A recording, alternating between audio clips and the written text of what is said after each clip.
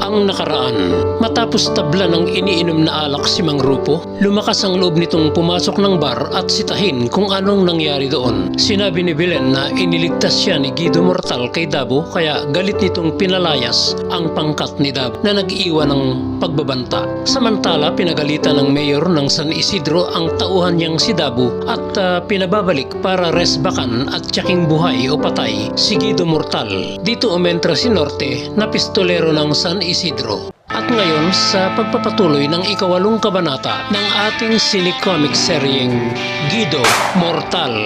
Nagyabang si Norte na siya raw ang tatapos ng lahat pero biniru siya ni Dabo na baka daw maging karni Norte ang labas nito. Minura ni Norte si Dabo at sinabing hindi pa raw isinisilang ang tatalo sa kanya bilang pistolero. Nagalok naman ng pabuya ang mayor kaya siniguro na ni Norte na hindi siya sasablay at patutunayan niya kung sino sa kanila ni Guido Mortal ang tunay na maestro pistolero. Samantala, nang sandali ring iyon, isang dayuhan ang napadpad sa San Isidro sakay ng kanyang kabayo. Bumaba ito sa kabayo ng maparaan sa nakitang simbahan. Naisip niyang hindi maaaring walang makakilala sa kanya sa San Isidro kaya gusto niyang idulog sa Diyos ang kanyang mga naging kasalanan. Sa pinto ng simbahan ay lumuhod siya at umiyak. Humingi ng tawad at sinabing gusto na niyang magbagong buhay. Hiniling din niyang bigyan siya ng tsansang mapaglingkuran ang kanyang pamilya at tulungan siyang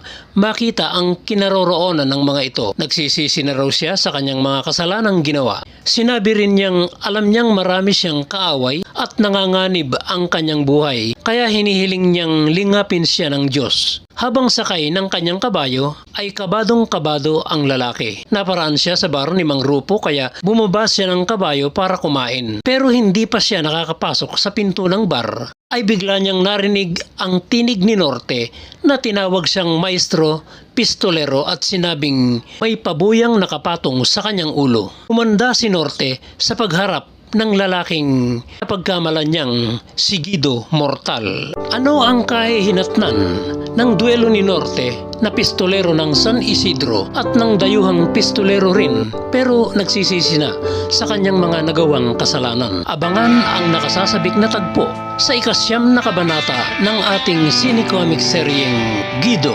Mortal.